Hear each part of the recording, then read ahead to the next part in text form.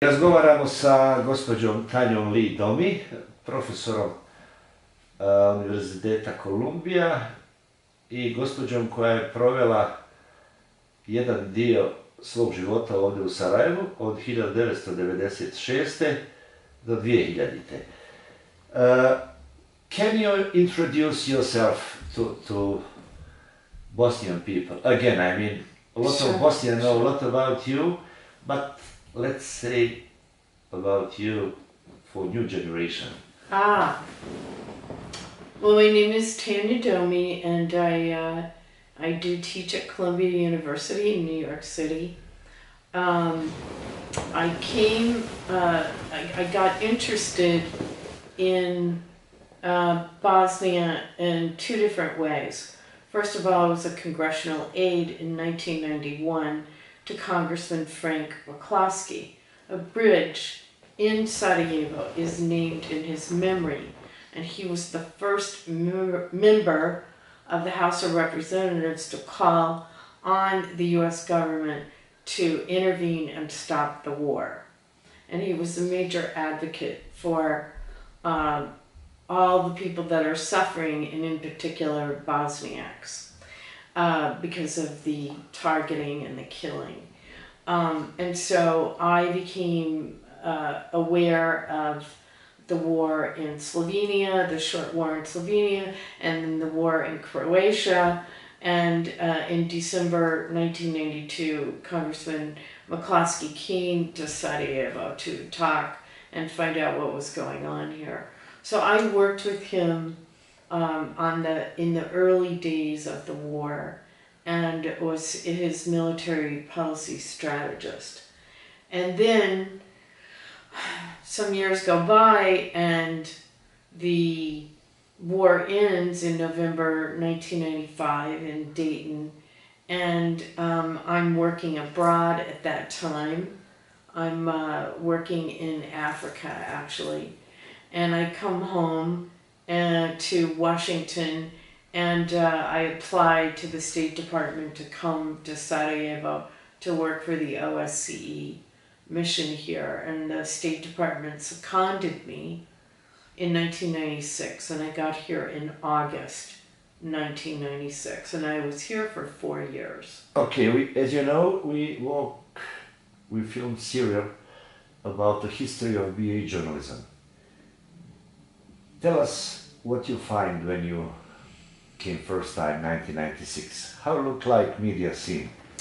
Well, I was actually working, after the elections, I began working in the Office of Media Development at OSCE. And the situation was, pretty ethnically segregated. Every ethnicity had their own media. They had their own newspapers, they had their own television stations, and they were owned by or controlled by members of political parties. And there was really, it was strictly ethnic media that was used to advance propaganda during the war.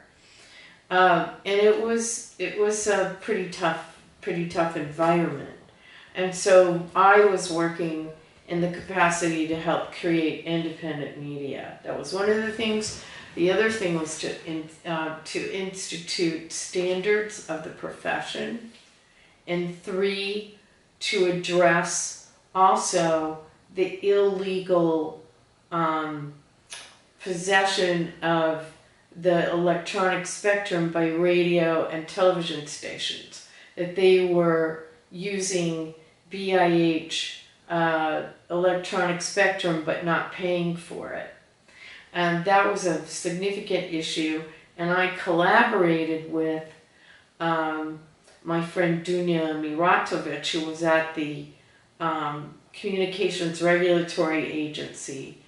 And in 1998, I became the chair of the Media Experts Commission, and we had some journalists, and we had some people that were internationals that had been in the media on this commission. And the purpose of the commission was to ensure that all political parties had access to all the different media, irrespective of their ethnicity.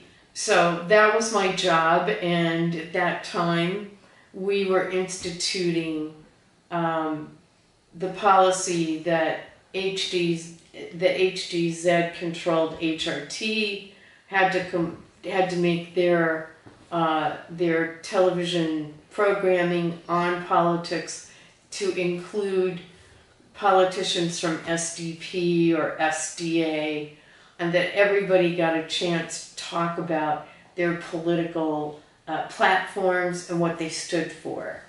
And in the course of that project, Hrvatska Radio Televizija refused to allow access. I submitted a démarche, a diplomatic complaint, and said this has to be made available, and if not, there will be action taken in the elections against HDZ. And in fact, that's exactly what happened. They refused access, and I filed a complaint with the Election Appeals Subcommission in my investigation, and Judge Finn Lingham, who was from Norway, actually was the judge, and he struck five HDZ politicians from the ballot. And that was really something big. That's the way how we can solve the problem, even now. So that was a really, really big deal. And then after the elections, I became spokesperson of the OSCE. So my job was to work with the media, tell the media what OSCE was doing, why they were doing it, what kind of programs they were doing. Tell us a little bit about that period, about media which you collaborate. Are you happy? Well, Are you sad sometime? Well, I established a relationship with BIH television, and it was a very good one. They wanted to have me on. I would go on, I would talk about what we were doing, in particular on the election laws at that time. That had a lot of interest in the media. The thing that I was really concerned about is, having been like a regulator of media for the elections, I did not want to have that kind of relationship with the media, the working media that was covering the OSCE and its programs. So, but yes, there were problems, and I generally didn't have problems. I actually went around to all the newspapers. I introduced myself. I wanted to meet with the editors. I wanted to talk to the reporters. Apparently, a lot of people that were internationals didn't do that. Like, they would just, at the office of the High Rep, they would impose things, but they really wouldn't talk to anybody. So one of the ways, I mean, I know a lot about journalism. I was a journalist myself. And so I just developed personal relationships, and I thought, as a consequence, I got pretty good media for the OSCE. But the media didn't have professional standards. I personally didn't have a lot of problems, but one of the problems that we did see was the use of ethnic slurs, Muslim man, that sort of thing, using these kinds of slurs in newspapers, that the ownership was a problem. The ownership, and I would say right now the ownership is a problem still. And that the governments would use the financial police to come in and disrupt publications. You know what is the problem? 20 years after today, situation is totally same. Yeah, I've heard that. Is that your opinion? You are here a few days, but do you see some old friends? What do you think about media today, 12 years after? Yes, no, I think the media climate's really pretty bad. And I stay on top of it because I follow it, because I teach on the Balkans. And so I teach about the media and what's going on here. And, you see a lot of really shoddy journalism. It's not professional. And that there's a lot of manipulation of the media. And that the media is probably as ethnically aligned as it was when I arrived in 1996. So it's not good. And this is coming to the attention of a lot of people. Again, and it seems that at least the U.S. State Department and USAID are planning on investing more money again to address the media. And of course, one of the aspects of this is professional standards. And I know, like, you're president of one of the press associations. And yeah, and so that's really, really important. And it's a European construct, and I just don't know how it operates now. But that was really important to us at the time, to get those established, set up, and have people start getting trained on professional standards. And there can't be anything more important than that in journalism, because you won't be believed. As you said, you collaborate with the BHTV a lot. Did you expect more?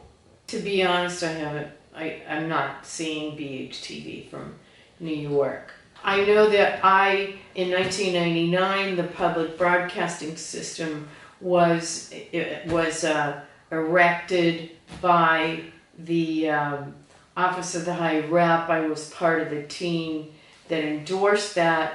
The U.S. did support public broadcasting service because we have a form of it in the United States. It's not the same. But yeah, I mean, television's very expensive. It's a big capital investment. And then it's an expensive media. Very expensive. Why you are here? Do you really like Bosnia and Hercegovina like we think that you like? Or? Oh, yes. Yes, Sarajevo and working in Bosnia changed my life forever.